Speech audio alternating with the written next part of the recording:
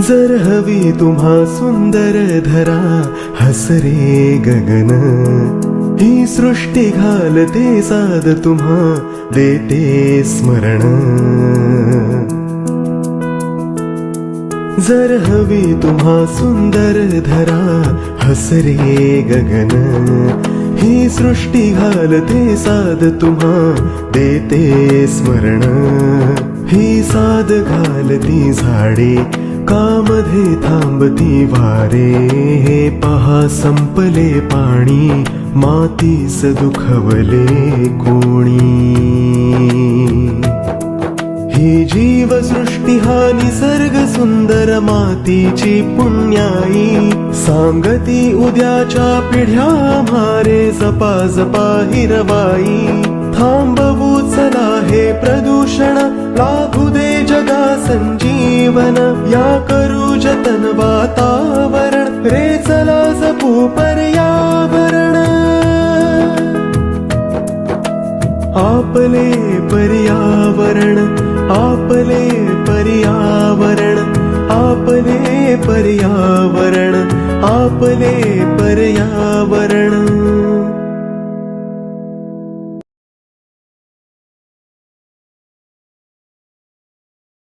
नमस्कार मंडळी, मी सुरभी वालावलकर ठोसर आपल्या खुल्या पर्यावरण शाळेच्या 8व्या भागामध्ये तुम्हा सर्वांचं खूप खूप स्वागत करते. तुम्हा सर्वांना माहितीच आहे की हा जो इनिशिएटिव्ह आहे खुली पर्यावरण शाळा, हा पर्यावरण दक्षता मंडळ आणि ठाणे महानगरपालिका यांच्या संयुक्त विद्यमाने सुरुवात करण्यात आला आहे आणि पर्यावरण शिक्षण घरोघरी पोहोचावं असा यामागचा उद्देश आहे. दर सेशनमध्ये एका पर्यावरण दक्षता मंडळाच्या एका प्रकल्पाविषयी माहिती घेतो. पर्यावरण दक्षता मंडळ ही संस्था गेले 25 वर्ष पर्यावरण शिक्षण, संवर्धन आणि जनजागृती या क्षेत्रामध्ये कार्यरत आहे ठाणे आणि त्याच्या आसपासच्या भागामध्ये. तर आज आपण एका नवीन प्रकल्पाविषयी जाणून घेणार आहोत. त्या प्रकल्पाचं नाव आहे पालवी. पालवी हा आपल्या पर्यावरण दक्षता मंडळाचा जनजागृती प्रकल्प आहे. पर्यावरणीय जनजागृती प्रकल्प असं आपण याला म्हणू शकतो. तर यामध्ये 2 प्रकारे आपण जनजागृती करतो. एक तर सणांच्या माध्यमातून आपण जनजागृती करू शकतो की सण हे पर्यावरण पूरकरित्या कशा प्रकारे साजरे करता येतील, आणि दुसरं म्हणजे पर्यावरण दिनांच्या माध्यमातून आपण जनजागृती करतो. तर पालवी आपण म्हटलं तर पालवी आपण सर्वांना माहितीच आहे की प्रत्येक नवीन सीझनच्या वेळेला एक नवीन पालवी येते झाडाला आणि ती प्रत्येक वेळी नवीन म्हणजे सुंदर आणि खूपच आकर्षक दिसते. तर हा जो उद्देश आहे हाच आपण आपल्या पालवी प्रकल्पामध्ये घेतला आहे की आपण त्यांना दरवर्षी एकच गोष्ट सांगत असतो की तुम्ही इको फ्रेंडली म्हणजे सण आहेत ते इको फ्रेंडली पद्धतीने साजरे करा किंवा पर्यावरणीय दिन साजरे करा. पण आपली पद्धत जी असते ती आपण दरवर्षी नवीन नवीन पद्धतीने त्यांना सांगण्याचा प्रयत्न करतो, जेणेकरून त्यांच्या वागण्यामध्ये परिवर्तन होऊ शकेल आणि ते प्रत्येक सणाकडे एका वेगळ्या दृष्टिकोनातून बघू शकतील. तर इथे आपण फोटोज बघू शकता की आपण इको फ्रेंडली गणपती सेलिब्रेट करतो की म्हणजे गणपती आपल्या शाडूच्या मूर्ती बनवायला आपण शिकवतो. त्यानंतर इथे तुम्ही मुलांचे फोटोही बघू शकता की त्यांनी छोट्या छोट्या मुलांनी बनवलेल्या छान छान मूर्ती आपण इथे पाहू शकतो.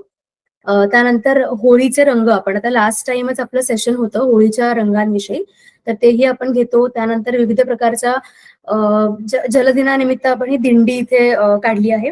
तर अशा अनेक सेशन म्हणजे अनेक कार्यक्रमांच्या माध्यमातून जनजागृती आपण करत असतो. हा मुख्य उद्देश पालवी या प्रकल्पाचा आहे. आणि जसं मी मगाशी म्हटलं की सण आणि दिन असे 2 विषय आपले त्याच्या अंडर येतात. इथेही आपण काही फोटो बघू शकतो. इथे खाली मॅजिक बास्केट म्हणजे ओल्या कचऱ्यापासून जे खत बनवतो, ती जी बादली आहे जादूची, त्याच्याविषयी आपण इथे सेशन घेतो. म्हणजे प्रत्येक विषय जो असतो तो आपण पर्यावरणाशी त्याचा कसा संबंध असतो हे आपण या पालवी या प्रकल्पामार्फत मांडत असतो. सेशनमध्ये पुढे जाऊया आपण.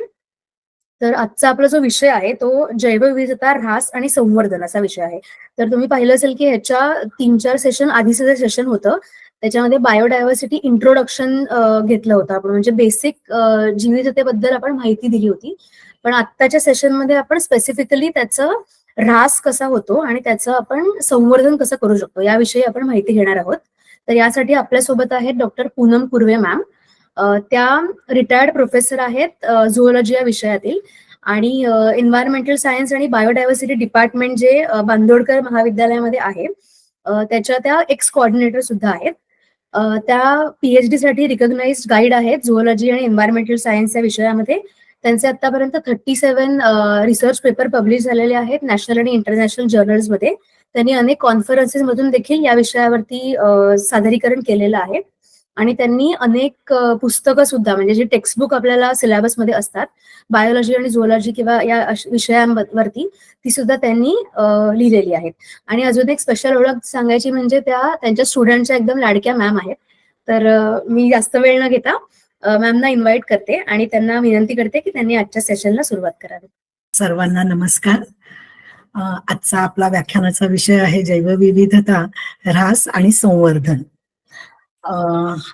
ग्लोबल बायोडायव्हर्सिटी इंडेक्सनुसार भारत 8व्या क्रमांकावर आहे. म्हणजे आपण किती भाग्यवान आहोत बघा. केवळ सांस्कृतिक वैविध्यच आपल्याकडे नाही, तर प्राणी, वनस्पती, पक्षी या स्तरांवर सुद्धा वैविध्य आपल्याकडे आहे आणि म्हणूनच भारत 8व्या स्थानावर आहे. परंतु या विविधतेचा आता ऱ्हास होत चाललाय. त्याची कारणं, त्याच्या संवर्धनाचे उपाय, असं आपण या व्याख्यानामध्ये त्याचा उहापोह करूया. मला इथे आवर्जून सांगायला आवडेल की मी जे जास्तीत जास्त फोटो या व्याख्यानासाठी म्हणून वापरले आहेत ते मी स्टडी टूरला गेले असताना किंवा माझे रिसर्च प्रोजेक्ट्स जे मला वेगवेगळ्या फंडिंग एजन्सीज मधून सँक्शन झाले त्या कामाच्या वेळी घेण्यात आलेले फोटो आहेत. त्यामुळे मला अजून ऱ्हास आणि संवर्धन या विषयाच्या जवळ जाता आलं आणि तुम्हालाही त्यात सहभागी होता यावं म्हणून मी आवर्जून या फोटोचा वापर केला आहे.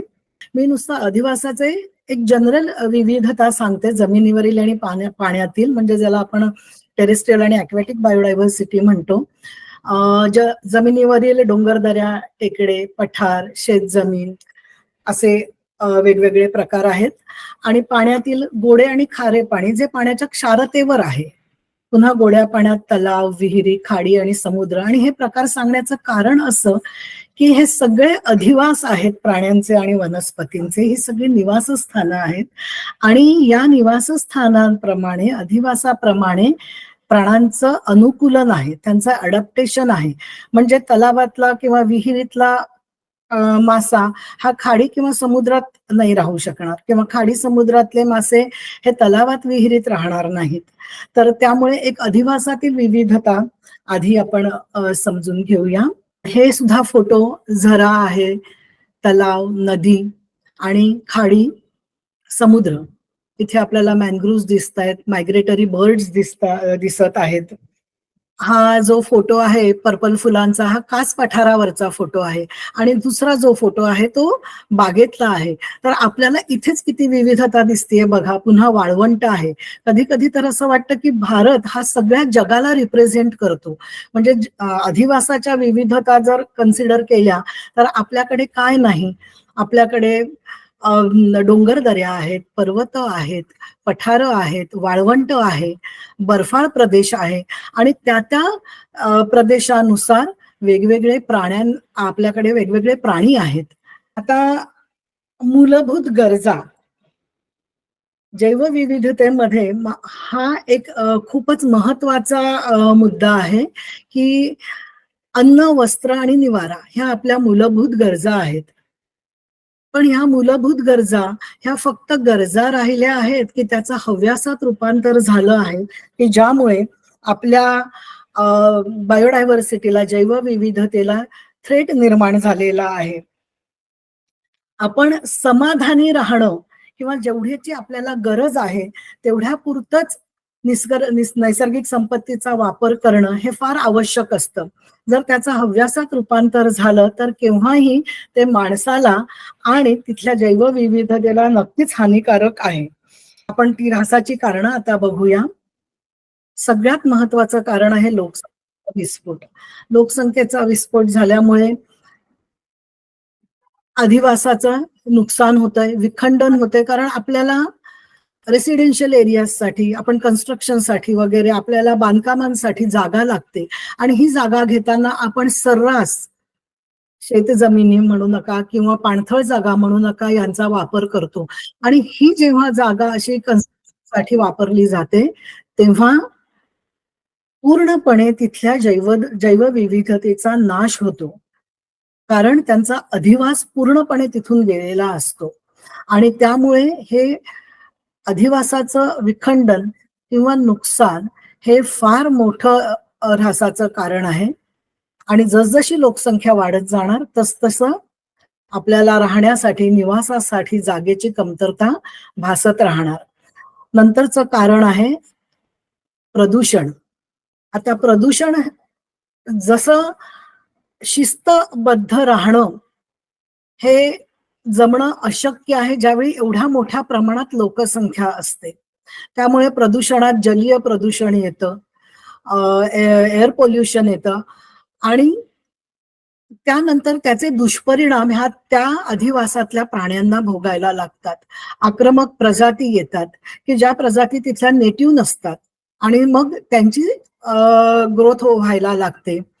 आणि आपल्या सगळ्या गरजांची पूर्तता होण्यासाठी मग आपण रिसोर्सेसचं अतिशोषण करायला लागतो. मासेमारी हे त्याचं एक उत्तम उदाहरण आहे. शिकार हे एक त्याचं उदाहरण आहे की शिकारी सुद्धा आता हव्यासापोटीच होतात. आपण बघितलेलं आहे प्राण्यांची शिंग तस्करी केल्या जाते. तर त्यामुळे ही सगळी विविधतेच्या ऱ्हासाची कारणं आहेत आणि आपण ती डिटेलमध्ये बघूया आता. दूषण सगळ्यात मोठं प्रदूषणाचं कारण म्हणजे सांडपाण्याचा अयोग्य निचरा आणि कारखान्यांमधून येणारे रासायनिक द्रव्य. ही रासायनिक द्रव्य ही व्यवस्थितपणे त्यांच्यावर प्रोसिजर न करता जर डायरेक्ट नद्यांमध्ये सोडल्या गेली, मोठमोठ्या तळ्यांमध्ये सोडल्या गेली तर केव्हाही त्या पाण्याचा प्राण्यांवर विपरीत परिणाम होतो. कधी कधी तर आपण अशी प्रचंड संख्येने मासे मेलेले आपल्याला आढळतात. कारण एक सडन फ्लो इंडस्ट्रीमधनं सोडला जातो आणि त्यानंतर त्याचा परिणाम म्हणून मासे मोठ्या प्रमाणावर किनाऱ्यावर येऊन मेलेले आपल्याला आढळतात. तसंच सांडपाण्याचं सुद्धा आहे की ती ट्रीटमेंट न केल्यामुळे बऱ्यापैकी पाणी प्रदूषित होतं आणि मग न्यूट्रिएंट पोल्युशन वाढतं, वेगळ्याच वनस्पतींची वाढ होते आणि मग ते तिथल्या प्राण्यांना हानिकारक ठरतं. हा तर फारच महत्वाचा मुद्दा आहे. कचऱ्याची अयोग्य विल्हेवाट. आता ह्या कचऱ्यामध्ये तुम्ही बघाल तर घनकचरा व्यवस्थापन हा फार महत्वाचा मुद्दा आहे की आपल्याकडे घनकचरा व्यवस्थित त्याची विल्हेवाट लावल्या जात नाही आणि प्लास्टिकची तर अजिबातच नाही. इथे तुम्हाला दिसतंय की विहिरीच्याच बाजूला कितीतरी प्लास्टिक लोकांनी टाकलेलं आहे.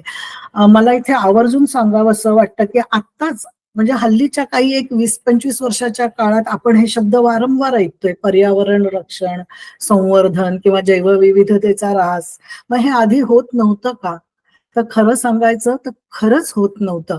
कारण त्यावेळी रिसायकल आणि रियूज हे शब्द आपोआप आचरणात आणले जात होते. साधी भाजी आणायला गेलो तरी ती कागदाच्या पिशवीत, वाणसामान कागदाच्या पिशवीत दिल्या जायचं आणि आता एका छोट्या पिशवीत असंख्य गोष्टी देऊन पुन्हा एक त्यासाठी मोठी पिशवी वापरल्या जाते, तीही प्लास्टिकचीच. पुन्हा पेपरच्या बॅग्स वगैरे ह्याचा आता वापरच होत नाहीये. आणि मग हे सगळं यूज अँड थ्रो, म्हणजे पूर्वी जसं रियूज रिसायकल आपोआप व्हायचं तसं आता नवीन शब्द रिप्लेस झालेले आहेत. Use and throw, one time use करायचं आणि टाकून द्यायचं.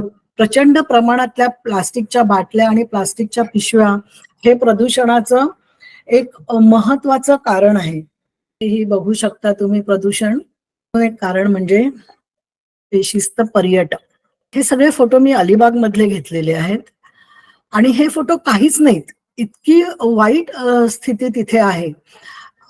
प्लास्टिकच्या प्लेट्स, प्लास्टिकच्या बॉटल्स ह्या आपला वापर करून झाला की तिथेच टाकून द्यायच्या. म्हणजे तिथे त्यांना कितीही समजावून सांगितलं की पुढे कालांतराने इथे तुम्हाला फिरायला किंवा ह्या जागेचा पर्यटन क्षेत्र म्हणून वापर सुद्धा करता येणार नाही, एवढी वाईट परिस्थिती निर्माण होईल.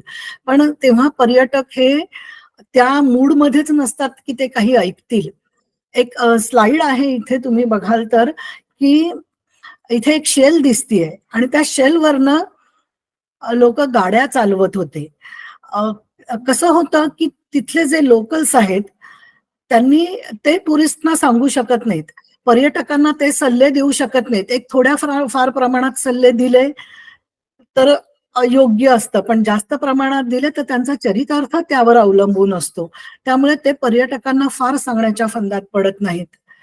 पण पर्यटकांनी सुद्धा हे समजून घेतलं पाहिजे, कारण मी बघितलंय तिथे जाणारे पर्यटक जे कारनी येतात, ते नक्कीच पाण्याचा एक कॅन आपल्या बरोबर कॅरी करू शकतात. ते पाणी नंतर वारंवार त्यांना एक कूल केग म्हणून एक जे वस्तू आहे ती कॅरी करू शकतात. प्रत्येक वेळी एक पाण्याची बाटली विकत घ्यायची, प्यायली का फेकून द्यायची, हा लोकांचा अप्रोच असता कामा नये. आणि ते इतक्या वेगळ्या मूडमध्ये असतात की ते तिथे सुजाण असतात, सुशिक्षित असतात, पण तरीही त्यांना सांगण्यात काही अर्थ नसतो असं शेवटी वाटायला लागलं.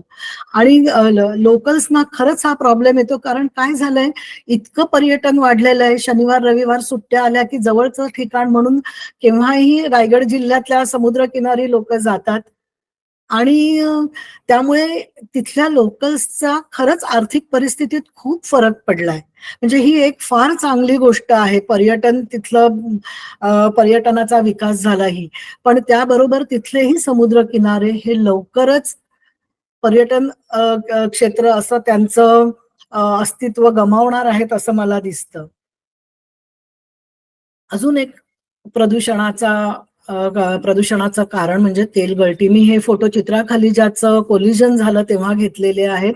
समुद्र किनाऱ्यावर तुम्हाला हे फ्लेक्स दिसतायत, टारबॉल्स आहेत आणि एक डॉल्फिन सुद्धा मरून पडलेला दिसत आहे. मुंबईचे समुद्र किनारे, उरणचा समुद्र किनारा अभ्यासला गेला, पण रायगड जिल्ह्यातल्या इतर समुद्र किनाऱ्यांवर सुद्धा खूप नुकसान झालं त्यावेळी प्राण्यांचं. म्हणजे ह्या अशा गोष्टी आहेत की ज्या आपण टाळू नाही शकत, ज्या आपल्या हातात नाहीयेत, परंतु ज्या गोष्टी आपल्या हातात आहेत त्या आपण नक्कीच केल्या पाहिजेत. मी मघाशी तुम्हाला म्हटलं त्याप्रमाणे युट्रोफिकेशन इथे दिसतंय तलावांमध्ये प्रचंड प्रमाणात. वेगळीच झाडं इथे कमळासोबत आयकॉर्नियम दिसतंय. त्यानंतर मासे समुद्रकिनारी मरून आलेले इथे दिसत आहेत. हे तर एक खूपच छान उदाहरण आहे अधिवासाच्या नुकसानाचं आणि विखंडनाचं. आता त्याला छान म्हणायचं किंवा वाईट म्हणायचं हे कळत नाहीये, पण हे जवळच दास्तान फाटा म्हणून एक भाग आहे, उरणला जाताना लागतो आपल्याला. तर तिथे भरपूर प्रमाणात पेंटेड स्टॉर्क, एव्होसेट, स्पूनबिल वगैरे यायचे. हे वेगवेगळे हेरॉन्स होते. आणि नंतर कालांतराने तिथे हळूहळू भराव टाकला, लँडफिल झालं आणि नंतर त्या जागेवरनं ट्रक जायला लागलाय. म्हणजे तुम्ही इथे तुम्हाला फोटोच सेल्फ एक्सप्लेनेटरी आहे की ते पूर्ण तलाव आणि तिथली झाडं झुडपं नष्ट होऊन आता तिथे भराव टाकून एक ग्राउंड तयार करण्यात आलेलं आहे. आणि तेव्हा म्हणजे तिथे मायग्रेटरी बर्ड्स भरपूर यायचे. त्या भागामध्ये पक्षी निरीक्षणासाठी जाणं म्हणजे एक मेजवानी असायची. पण आता तिथे काहीही अस्तित्वात नाहीये. मायनिंग हे सुद्धा एक कारण आहे अधिवास नुकसान होण्याचं. इथे नदी किनारी आपल्याला कचराही दिसतोय, प्रदूषणाचा आणि जागा विखंडित करण्याचाही परिणाम दिसतोय.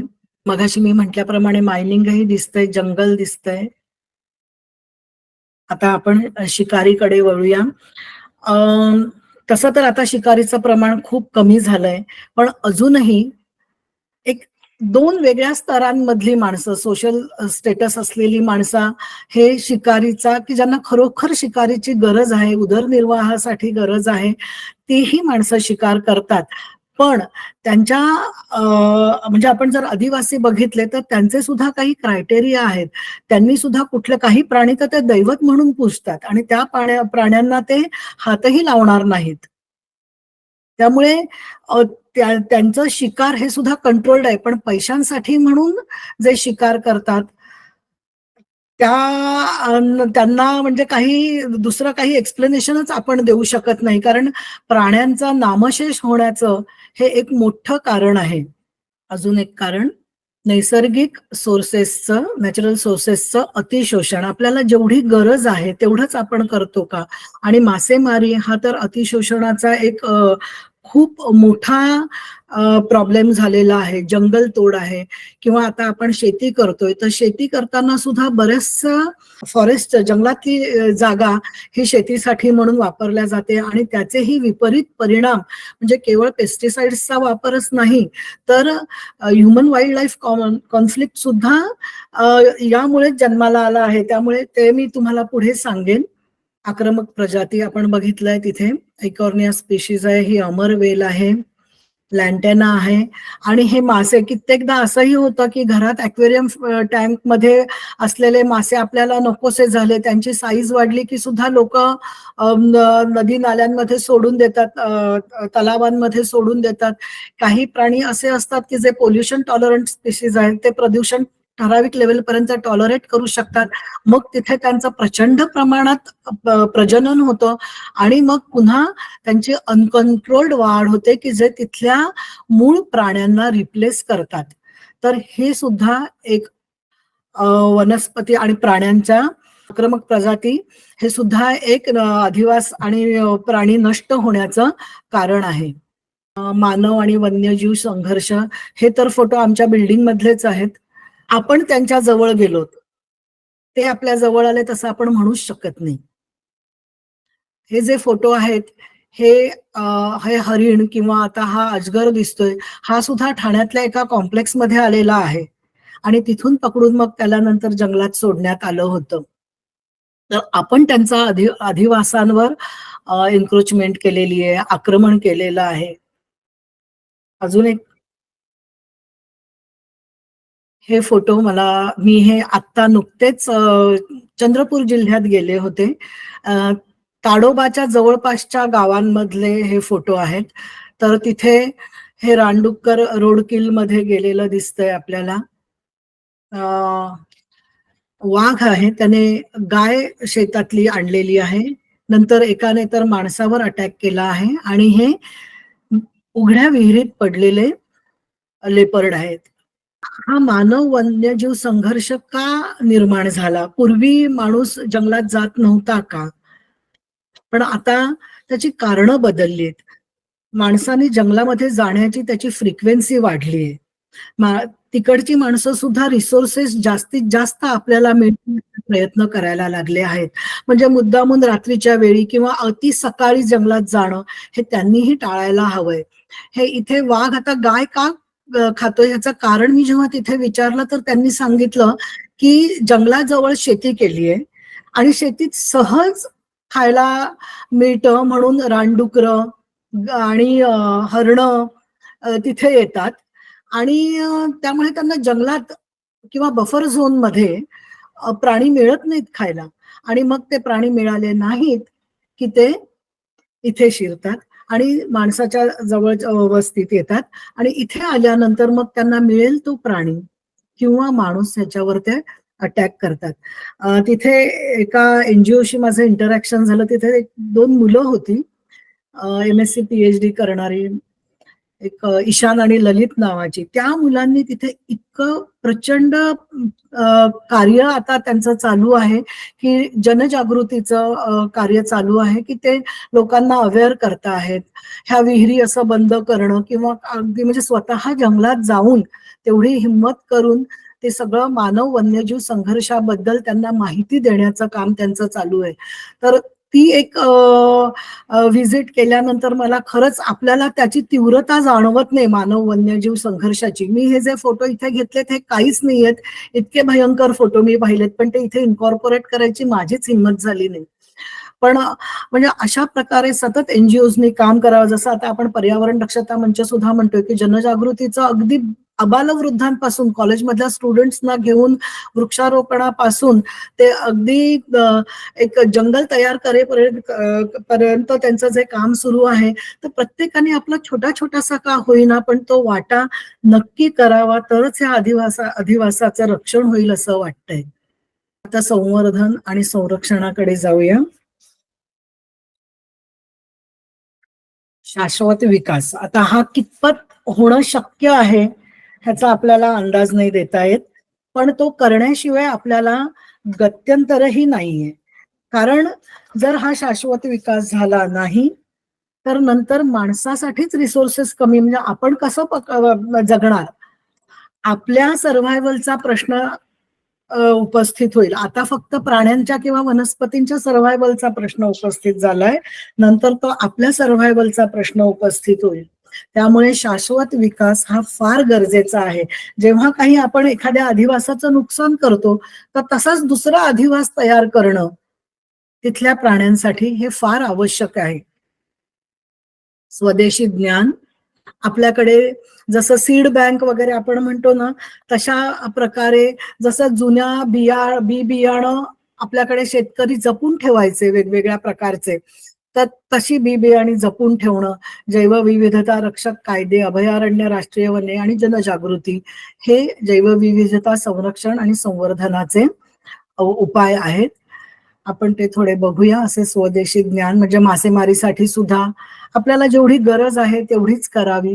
जैवविविधता रक्षक कायदे आहेत, ज्याच्यावर नंतर पुढे व्याख्यान होईलच.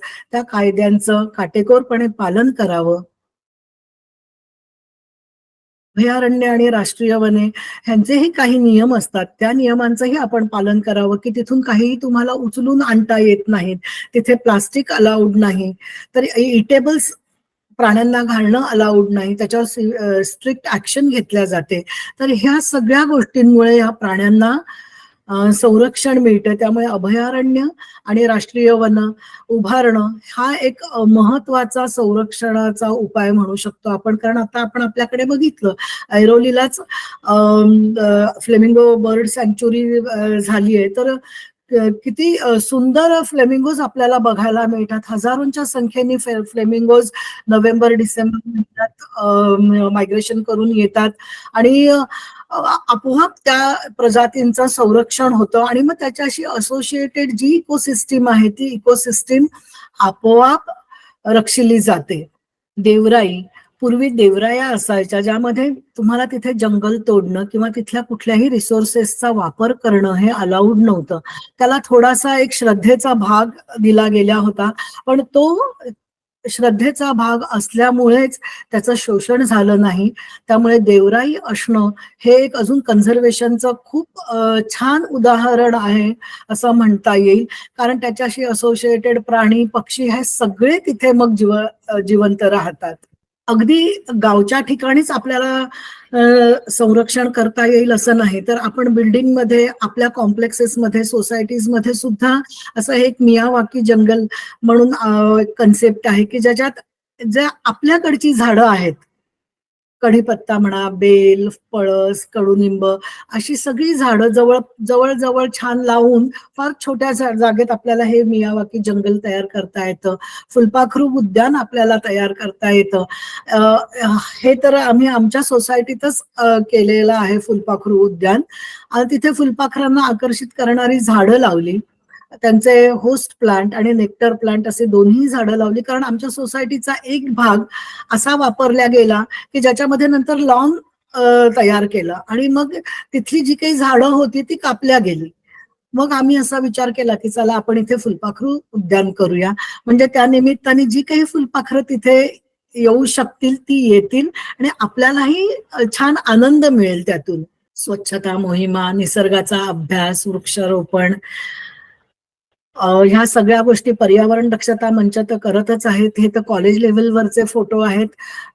या वयापासून, लहान वयापासून जर आता मुलांना या सगळ्या गोष्टींची सवय लावली किंवा त्यांचे विचार त्या बाजूने नेले ना, तर आपोआप ती मुलं पुढेही असाच विचार करून आपला जैवविविधतेच्या रक्षणाला नक्कीच मदत करतील आणि पुढच्या पिढीला काहीतरी आपली जैवविविधता बघायला मिळेल असं वाटतं. अदरवाईज हे खूप डिफिकल्ट आहे. ज्या प्रकारे आपला ऱ्हास चाललेला आहे त्या प्रकारे निसर्गाचा अभ्यास हा अतिशय आवश्यक आहे. त्या वेगवेगळ्या ठिकाणी जाणं, त्याचा अभ्यास करणं, त्याचा इम्पॉर्टन्स काय आहे. अभ्यास म्हणजे काय, तर त्या नोंदी कराव्यात की तिथे काय झाडं आहेत, काय पक्षी येतात. हळूहळू, लगेच गेल्यानंतर काही आपल्याला आयडेंटिफाय करता येणार नाहीत, पण हळूहळू किंवा तज्ज्ञांची मतं घेऊन तुम्ही हे सगळं आयडेंटिफाय कराल तर निसर्गाच्या सानिध्यात राहिल्याचा आनंदही मिळतो आणि अभ्यासही होतो. त्यामुळे ती नोंद करणं अतिशय आवश्यक असतं. स्वच्छता मोहिमा राबवणं आवश्यक असतं. वृक्षारोपण किंवा हे अर्बन फार्मिंगचा एक फोटो आहे की भाज्या आपल्या छोट्याशा जागेत सुद्धा आपण भाज्या लावू शकतो. तर हे असे उपाय आपण करू शकतो. शेवटी सँच्युरी हे प्राण्यांचं घर आहे, आपलं नाही. Thank you. Thank you very much ma'am. खूप छान सेशन आणि सेशनद्वारे माहिती दिलीत तुम्ही. आपण आता क्वेश्चन आन्सर सेशन कडे वळूया. कोणाला काही प्रश्न असल्यास तुम्ही मॅमना नक्की विचारू शकता. एक प्रश्न आपल्याला आलेला आहे, तर तो असा आहे की नष्ट झालेली प्राणीजात परत रिवाईव्ह करण्यासाठी म्हणजे करता येते का, आणि अशी काही उदाहरणं आहेत का? पूर्ण नष्ट झालेली प्राणीजात रिवाईव्ह करणं कठीण आहे. त्या मार्गावर जर असतील तर काही बायोटेक्नॉलॉजीचे टेक्निक्स वापरून करता आले तर, अदरवाईज हे कठीण आहे. आता आपण म्हटलं डोडो पक्षाचं उदाहरण आपण घेऊया की जे पूर्ण नष्ट झालेलं आहे, तर ते रिव्हाइव्ह होणं शक्य नाहीये. पण आता सायन्स इतकं पुढे गेलं आहे की नामशेष होण्याच्या मार्गावर असलेले प्राणी आपण हे रिव्हाइव्ह करू शकतो. पण तेवढी वेळ आपण आणावी का, हा विचारही आपण केला पाहिजे की जे आहेत त्यांना आपण रक्षण करूया ना त्यांचं. आपला प्रत्येकाचा सहभाग त्यात खूप इम्पॉर्टंट रोल प्ले करतो, खूप महत्वाचा आहे यात. येस, बरोबर आहे. एक पुढचा प्रश्न आहे की घरातल्या फिश टँक मधले मासे आकाराने खूप मोठे झाल्यावर त्यांना कुठे सोडणं योग्य होईल? मला वाटतं त्याच्यासाठी तुम्ही एक दुसरी टँक शिफ्ट, म्हणजे जर तुम्हाला इतकी आवड आहे ॲक्वेरियम मेंटेनन्सची ना, तर त्यासाठी मोठ्या साईजची टँक घ्यायची. आकाराने मोठे झालेले मासे म्हणजे, किंवा ॲक्वेरियम टँक मध्ये मासे मुळी छोटे साईजचे, आता निऑन टेट्रा किंवा गोल्डफिश वगैरे हे छोटे मासे आहेत, ते फार मोठे होत नाहीत. पण काही मासे जे मोठे होतात आणि नंतर ते नदीत सोडून दिल्या जातात, हे चूक आहे. मग त्यासाठी टँकची साईज वाढवावी, ते कुठे सोडून देऊ नयेत, आणि मग जी त्यांची नॅचरल डेथ होईल तशी होऊ द्यावी. येस, कारण आपण बरीच उदाहरणं पण अशी बघतो की इव्हन टर्टल्स वगैरे पण काही लोक घेतात, सोडून देतात नॅचरल वॉटर बॉडी मध्ये, आणि मग तिकडच्या लोकल स्पीशीज साठी ते फार धोकादायक आहे. पुढच्या प्रश्नाकडे वळूया आपण. बायोलॉजिकल डायव्हर्सिटी ऍक्ट 2023 मध्ये काही विशेष तरतुदी समाविष्ट केल्या आहेत का? नाही, मला त्याविषयी माहिती नाहीये. पुढे एन्व्हायरमेंटल लॉजचं लेक्चर येईल ना, त्यामध्ये डिस्कस होईल ते. हो. पुढचा एक प्रश्न घेऊया. डुकरे, हरणे, माकडे यांचा त्रास नीलगाईप्रमाणे त्यांच्या शिकारीची परवानगी देऊन सुटेल का? त्रास म्हणजे काय लेवलचा त्रास होतोय आणि कसा आहे ह्याच्यावर खूप अवलंबून आहे ते. मी म्हंटल ना की आपण त्यांच्या अधिवासाजवळ आलोत, ते आपल्या अधिवासाजवळ आलेले नाहीयेत. त्यामुळे आपण त्यांचा अधिवासावर एन्क्रोचमेंट करायची आणि नंतर तुम्ही त्यांना जीवे मारायचं, हे मला न पटणार आहे. तुमच्या अभ्यासादरम्यान तुम्हाला आलेला, लक्षात राहिलेला एखादा अनुभव सांगू शकाल का? प्रदूषणाविषयी मी सांगते. अलिबाग समुद्र किनाऱ्यावर पुणे मुंबईच्या लोकांना जवळपासचा समुद्र किनारा असल्यामुळे सहज येणं शक्य असतं, आणि तिथे ती माणसं इतकी बेधुंद वागतात की त्यांना स्थानिक लोकांनी सांगून, आम्ही सांगून सुद्धा ते ऐकण्याच्या मनस्थितीतच नसतात. शेवटी मला हे सांगायला लागतं की अरे मी या गावचीच आहे आणि तुम्ही माझ्या गावात येऊन तिथल्या बायोडायव्हर्सिटीचं नुकसान का करताय. पण ते नाही. आणि मी खूप प्रयत्न केलाय, म्हणजे मी तर फ्रिक्वेंटली दर 15 दिवसांनी जायचे, आणि सुट्टी आली रे आली का मी पहिले तिथे जात असे की आपण काहीतरी एक छोटीशी जनजागृती, कारण लोकल्सना हे खरंच कठीण आहे त्यांचा चरितार्थ असल्यामुळे, आपण सांगून बघूया, पण नसतात मनस्थितीत. आणि इतके छान छान गाड्या घेऊन येणारी माणसं असतात, ती म्हणजे ती सुसंस्कृत सुस्थितीत असलेले वर्ग तिथे येतो, पण पर्यावरणाविषयी अजिबात त्यांना असं प्रेम नाही. त्या जागेचा उपयोग फक्त आणि फक्त त्यांच्या एन्जॉयमेंट साठीच ते करतात. दुर्दैवाने हे खरं आहे. म्हणजे ते फक्त हम्म. एन्जॉयमेंट आणि ह्या सगळ्या गोष्टी सगळ्या असतात. असं असतात. पर्यावरणाचा विचार सेकंडरी असतो. सेकंडरी असतो. Yes yes. पण फलक लावणं वगैरे तिथे किंवा आता हा. अगदी कचऱ्याच्या पेट्या करणं हे सुद्धा, पण ते सुद्धा अपुरं पडतं. म्हणजे ज्यावेळी आता आपली 3 दिवसांची सुट्टी आली, लोक इतक्या प्रमाणावर आहेत की ते किती मोठ्या कचऱ्याच्या पेट्या करणार ना. तर त्यासाठी आपण स्वतः आपल्यात बदल करणं हे फार आवश्यक आहे. काळे सरांनी हँड रेस केला आहे, त्यांना एक प्रश्न विचारायचा. पूनमजी नमस्कार. नमस्कार सर. प्रश्न असा आहे की जे कॉन्झर्वेशन प्रोजेक्ट सँक्शन केले जातात, फंड केले हम्म. जातात, ते साधारणपणे महत्वाच्या मोठ्या अशा प्राण्यांच्या संदर्भात असतात. हो. परंतु आपल्याला माहिती आहे की जैवविविधता ही कुठल्या एका स्पीसीजमुळे नाही, तर या सर्व स्पीसीजच्या इंटरॅक्शनमुळे होते. हो. त्यामुळे एखादा प्रोजेक्ट सँक्शन होताना त्याच्यामध्ये इन्व्हर्टिब्रेट्स किंवा अगदी सूक्ष्मजीव हो. हे कधी कॉन्झर्व करण्याचा प्रयत्न हा होताना दिसत नाही. तर त्याबद्दल आपल्याला काय म्हणता येईल? नाही ना सर. एक एन्व्हायरमेंटल एज्युकेशन या थ्रू जर आपण काही करू शकलो ना तरच. अदरवाईज सगळे तुम्ही म्हणताय त्याप्रमाणे मोठ्या प्राण्यांच्या कन्झर्वेशन साठीच आहेत. आता आपण समुद्र, म्हणजे मी मरीन मध्ये काम करत असल्यामुळे मरीन बायोलॉजीच्या काही सी शोर्सवर काम केल्यानंतर मला जाणवलं की इथे खरोखर कन्झर्वेशनची गरज आहे. तर सी शोर कोस्टल एरियातल्या अॅनिमल्सच्या कन्झर्वेशनसाठी काही फंडिंग नाही सर. तुम्ही कोरल्स वगैरे म्हणालात तर त्याच्यासाठी मिळेल, पण अगदी कोस्टल एरियातल्या नाही. म्हणजे आपण जसे अंबोनियम म्हणतो, नॅटिका आहेत किंवा काही गॅस्ट्रोपोड्स आहेत, तर त्यांच्या कन्झर्वेशनसाठी नाही. ते आपल्यालाच काम करायला लागणार सर. तरी अजून अनुभव असा आहे की असं एन्व्हायरमेंटल एज्युकेशनसाठी वगैरे सुद्धा फंडिंग नाही मिळाले. मी प्रयत्नात आहे, पण बघूया. धन्यवाद. Thank you sir. ओके. एक पुढचा प्रश्न आहे की स्थानिक पर्यावरणाच्या दृष्टीने मियावाकी जंगल योग्य आहे का? जर खूप जंगलतोड करून कॉम्प्लेक्स बांधला असेल ना, तर एका छोट्या जागेत करायला काहीच हरकत नाही. आणि इमारतीपासून लांब, म्हणजे बिल्डिंगच्या अगदी जवळ घ्यायचं नाही. कारण मियावाकी जंगल अगदी कितीही म्हटलं ना की नाही, झाडं अगदी लगत एकमेकाच्या खूप जवळ असतात आणि त्यामुळे तिथे काही प्राणी पक्षी येत नाहीत वगैरे, तर असं नाहीये. सापांसाठी तर ते उत्तम ठिकाण आहे.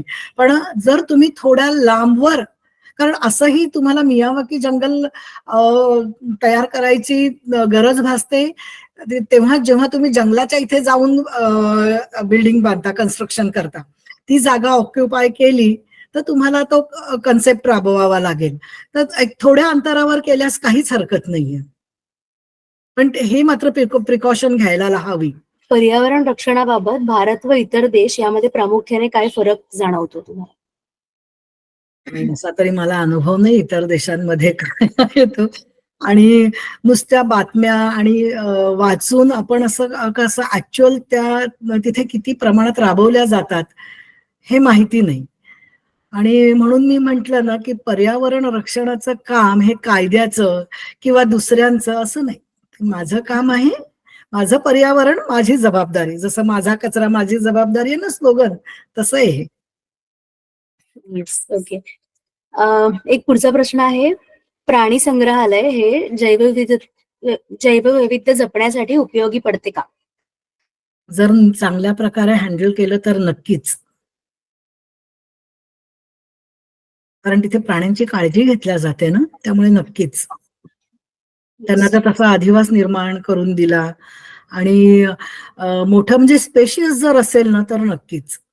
काळे सर, तुम्हाला काही ऍड करायचं आहे? हो, निश्चितच. प्राणी संग्रहालयांमधनं जर आर्टिफिशियल ब्रीडिंग केलं आणि चांगल्या प्रकारची प्रजा निर्माण झाली तिथे प्राण्यांची, तर ती आपल्याला परत जंगलांमध्ये सोडून निश्चितच कॉन्झर्वेशन अधिक प्रभावीपणे करता येऊ शकेल. हो सर, नक्कीच. Yes sir. एक शेवटचा प्रश्न आपण घेऊया. आपण घरात पेस्ट कंट्रोल करतो, तेही एक प्रकारचा बायोडायव्हर्सिटी ऱ्हासच म्हणता येईल का? त्याला पेस्ट म्हटलं जातं ना, इन्सेक्ट पेस्ट. शेवटी काय आहे, ज्यावेळी आपण ते पिरॅमिड बघतो की नाही, तर मानव हा सगळ्यात वर. त्यामुळे जर माणसाला त्रास होत असेल ना, तर म्हणजे आता तुम्ही जर डास मारत असाल, तर डेंग्यू मलेरिया होण्यापेक्षा डास मारणं योग्य आहे ना. तर तो बायोडायव्हर्सिटी लॉस म्हणू शकत नाही. आणि अशा प्राण्यांचा काय म्हणूया आपण, रिप्रोडक्शन, ब्रीडिंग रेट सुद्धा खूप असतो. त्यामुळे झुरळ घेऊया आपण, झुरळांचा ब्रीडिंग रेट किती असतो, त्यामुळे ते नामशेष होतील अशी आपण काळजी नाही करू शकत. आणि ते पेस्ट आहेत, इन्सेक्ट पेस्ट, म्हणजे ज्याचा आपल्याला त्रास होतो असे जर असतील तर नक्कीच आपल्याला पेस्टिसाइड्स किंवा इन्सेक्टिसाइड्स मारायला लागणार ना. पण तेच तुम्ही फुलपाखरांना जर आळ्यांवर मारलं तर परागीभवन होणार नाही झाडांचं, कारण फुलपाखरू पण इन्सेक्ट कॅटेगरीत येतं ना. पण जर फुलपाखरच गेली तर मग परागीभवन झालं नाही तर बीज नाही, मग झाडं नाहीत, अशी लिंक येते ती. Thank you so much ma'am. तुम्ही खूप छान मार्गदर्शन केलं या विषयावरती आणि सर्व प्रश्नांची उत्तरं देखील सर्वांना मिळाली असतील पार्टिसिपंट्सना. तर पुन्हा एकदा मी खूप खूप धन्यवाद मानते मॅमचे आणि आपण आपल्या पुढच्या भागाकडे वळू. तर पुढे जाताना कार्यक्रमामध्ये आपण जसं दर सेशनला आपण एक ऍक्टिव्हिटी घेत असतो, तर एक ऍक्टिव्हिटी आहे जी मॅमनी मला सांगून ठेवली होती. तर जसं आपण मागच्या सेशनमध्ये बायोडायव्हर्सिटी या विषयावर सेशन घेतलं होतं, तेव्हा आपण असं म्हटलेलं की तुम्ही तुमच्या जवळपासच्या अधिवासांना भेट देऊन तिकडे ज्या स्पीशीज असतात किंवा ज्या प्रजाती तुम्हाला दिसतील, झाडांच्या असतील, पक्ष्यांच्या असतील, कीटक असतील, तर त्या सगळ्या 5 प्रजातींची तुम्ही आम्हाला नावं लिहून पाठवायची आहेत. आणि जर ते तुम्हाला आयडेंटिफाय करता येत नसेल तर मग त्याचा फोटो काढून आपल्याला पाठवला तर आपण त्यांची नावं तुम्हाला देऊ शकतो. तर तसंच आता या सेशनची ऍक्टिव्हिटी अशी आहे की आजचं आपलं सेशन जे होतं ते ऱ्हास आणि संवर्धन या विषयावरती होतं. तर तुमच्या जवळच्या अधिवासामध्ये तुम्हाला जर काही मानवी हस्तक्षेप म्हणजे अँथ्रोपोजेनिक ऍक्टिव्हिटी असं म्हणू शकतो आपण, म्हणजे मानवी जर तुम्हाला काही हस्तक्षेपाच्या ऍक्टिव्हिटी दिसत असतील तर त्या तुम्ही लिस्ट करून आम्हाला पाठवून द्या. म्हणजे त्या अधिवासाचं नाव आणि त्याच्यासोबत असलेल्या ऍक्टिव्हिटी असं तुम्ही जर आम्हाला पाठवलं तर आपण त्याच्यावरती काही संवर्धनाच्या दृष्टिकोनातून काही प्रयत्न करू शकतो का, याविषयी आपण नक्की संस्थेतर्फे प्रयत्न करू शकतो. तर याविषयी मला अजून एक सांगायचं आहे की तुम्ही इथे माझा तलावचं पोस्टर पाहत आहात स्क्रीनवरती. तर माझा तलाव हा पर्यावरण दक्षता मंडळाचा आणि ठाणे महानगरपालिकेचा जॉईंट प्रकल्प आहे. याविषयी मागच्या काही सेशनमध्ये पण तुम्ही ऐकलं असेल, पण हा आज मुद्दामून दाखवण्याचा उद्देश असा आहे की आपण या माझा तलाव प्रकल्पाचा एक गुगल फॉर्म बनवला आहे. तर तुम्ही जेव्हा जेव्हा तुमच्या घराच्या जवळपासच्या एखाद्या तलावाला भेट द्याल तेव्हा तो फॉर्म भरून तुम्ही जर आम्हाला पाठवलात तर त्यामुळे त्या तलावाची जी माहिती आहे, म्हणजे तलावामध्ये कुठले कुठले पक्षी आहेत किंवा त्या तलावामध्ये कुठल्या प्रकारचे धोके धोके आढळतात किंवा तिथे कचरा आहे का, त्या तलावाचं पाणी कुठल्या रंगाचं आहे, त्या तलावाच्या पाण्याला वास येतोय का, तर असे बेसिक प्रश्न त्या फॉर्म मध्ये आहेत. आणि अतिशय सोपा फॉर्म आहे जो आपण सर्व इझिली भरू शकतो. तर तुम्हा सर्वांना विनंती आहे, तो फॉर्म मी आता सेशन नंतर लगेच आपल्या ग्रुपवरती शेअर करेन. तर तुम्हाला विनंती आहे की तुम्ही जेव्हा पण वेळ असेल किंवा जर सकाळी किंवा संध्याकाळी असं फिरायला तुम्ही जात असाल तर तुमच्या घराजवळच्या तलावाला नक्की भेट द्या आणि आम्हाला तो फॉर्म भरून नक्की पाठवा. मुख्यतः याच्यामध्ये ठाणे आणि त्याच्या आसपासच्या परिसरामधल्या 42 तलावांचा समावेश आहे. तर शक्यतो तुम्ही ठाणे आणि त्याच्या आसपासच्या भागात राहत असाल तर आम्हाला तो फॉर्म भरून पाठवा. आणि जर तुम्ही दूरच्या भागात किंवा दूरच्या शहरामध्ये राहत असाल तरी तुमच्या घराच्या जवळच्या तलावांना भेट देऊन आम्हाला फोटोज किंवा ऑब्झर्वेशन तुम्ही लिहून पाठवू शकता. तर पुन्हा एकदा मी सर्वांचं धन्यवाद देते की तुम्ही या सेशनला आज उपस्थित राहिलात. तर हे होण्याआधी फक्त पुढच्या सेशन विषयी मी तुम्हाला सांगू इच्छिते. तर आपले पुढच्या महिन्यातले 4 सेशन आहेत. 5 तारखेला ग्लोबल वॉर्मिंग या विषयावर सेशन होणार आहे. 12 तारखेला क्लायमेट चेंजवर आहे. 19 तारखेला अर्थ डे या विषयावरती व्याख्यान असेल आणि 26 तारखेला आरोग्य आणि पर्यावरण या विषयावरती सेशन होईल. हे पुढच्या महिन्याचे 4 सेशन्स मी आज तुम्हाला सांगितले. तर प्रत्येक शुक्रवारी आपण 4 ते 5 भेटत असतो. तर तुम्हा सर्वांना विनंती आहे की पुढच्या शुक्रवारी देखील आपण भेटूया 5 तारखेला आणि तेव्हा डॉक्टर सुगंधा शेट्टे मॅमचं ग्लोबल वॉर्मिंग या विषयावरती सेशन असेल. या संदर्भात तुम्हाला काहीही प्रश्न असतील आजच्या सेशनच्या किंवा याच्या आधीच्या सेशनच्या संदर्भात तर तुम्ही नक्की ते आपल्या व्हॉट्सअप ग्रुपवरती पोस्ट करू शकता. आणि पुन्हा एकदा सर्वांचे खूप खूप धन्यवाद. कुर्वे मॅमचे पण फार धन्यवाद की त्यांनी एवढी छान माहिती दिली आणि तुम्हा सर्वांचे धन्यवाद कारण तुम्ही एकदम म्हणजे शिक्षकांना प्रश्न विचारलेले जास्त आवडतात. तर तुम्ही सर्वांनी खूप प्रश्न विचारले, त्यामुळे सर्वांचे खूप खूप धन्यवाद. आणि हे सेशन संपलं असं मी जाहीर करते. Thank you so much.